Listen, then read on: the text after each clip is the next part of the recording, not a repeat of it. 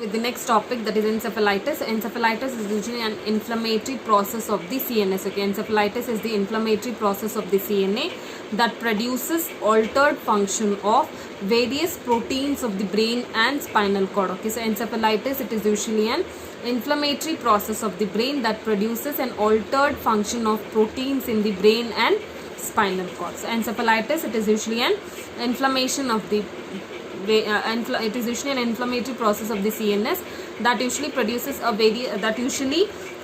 altered various functions of the proteins in the brain and spinal cord.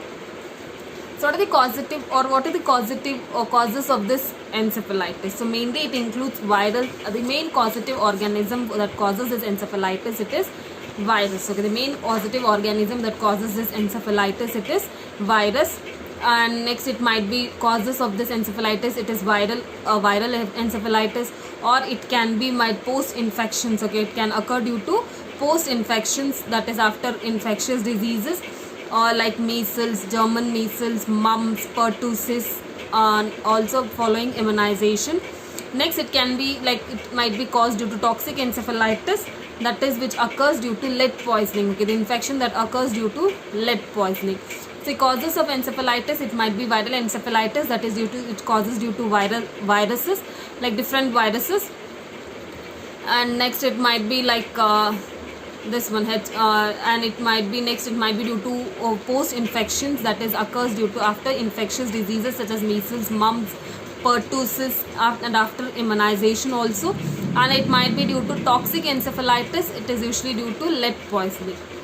So that is usually about this causes of encephalitis: viral encephalitis, post infections, and toxic encephalitis. Encephalitis is nothing but an inflammatory process of CNS that usually produces an altered various function of the proteins in the CNS and in the brain and spinal cord. And then causes, it might be due to viral infection. Okay, it might be due to a viral infection, or it might be due to post infectious, that is after any of the infectious diseases. Next, it might be due to toxic encephalitis. So next is how it spreads. Okay, the method of spread, it might be, so mainly this virus is usually present in the nature of the birds. Okay, this virus is maintained in the nature of the bird, that is first transmitted to the horse, and then it is transmitted to the people by the bite of infected mosquito. Okay, then it is transferred to the people by the bite of infected mosquito.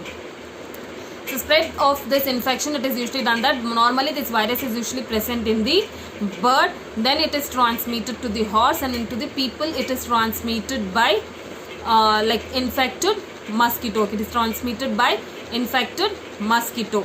So that is usually about this thing. So next is signs and symptoms. What are the signs and symptoms of this encephalitis? That headache will be there, abdominal pain, deafness, blindness, weakness, paralysis of the face and neck. Okay, paralysis of the muscles of the face and neck. Then convulsions can occur. The child can go to coma. Delirium will be there, and also irritability. Okay, irritability will be there.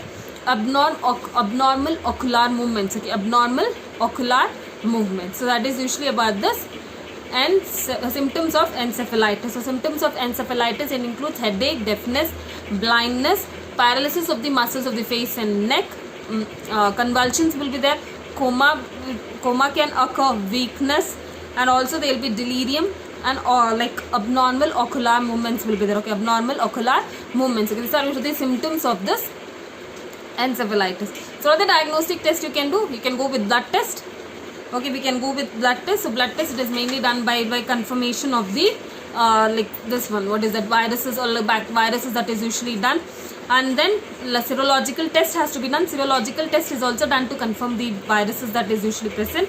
Laboratory detection, it is usually done for detecting herpes simplex virus. Okay, so this is usually the virus that usually it has been noted that this might be the causative organism which might cause this encephalitis. So therefore, herpes simplex virus laboratory test, it is mainly done to detect herpes simplex virus. So that is usually about this diagnostic test that usually we do. It is mainly we go with doing blood test, and then we can go with this laboratory test. It is done mainly to find out herpes simplex test. Serological test is usually done. Then detection of blood, that is spinal cord, is also detected. Like CSF fluid, it has been checked. Okay, CSF fluid, it has also been checked. So that is usually the diagnostic test that usually we do in case of this encephalitis. So what is the management that we have to do? So management, we have to go with administering antibiotics, mainly antibiotics, like it is a viral infection, so antibiotics it is usually done. Then we have to go with anticonvulsant drugs. Okay, we have to go with giving anticonvulsants can be given.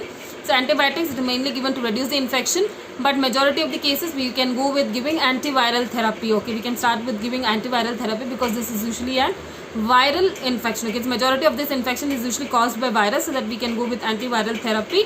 Then anticonvulsants can be given, like we can go with giving like phenobarbital, so that is usually can be given. So that phenytoin can be given, so that is to reduce the seizures or convulsions that is occurring to the child.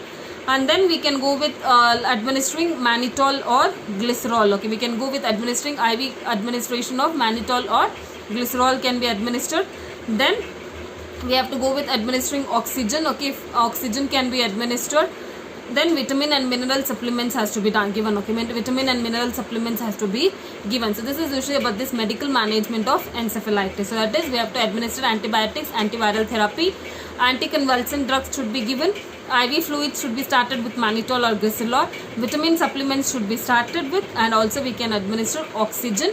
Steroid therapy also can be started. Okay, steroid therapy can also be started. So these are usually the medical management of this encephalitis. So this is about this encephalitis. Encephalitis, it is nothing but inflammatory process in the CNS that usually produces altered various function of the proteins in the brain and the spinal cord. So this is mainly caused by viral infection or any other infections, like after post infections, like after this month's measles, mumps, German measles, rubella. So after this is infection can occur. Then it can be due to lead poisoning, that is usually known as toxic encephalitis, mainly spread through infected mosquitoes.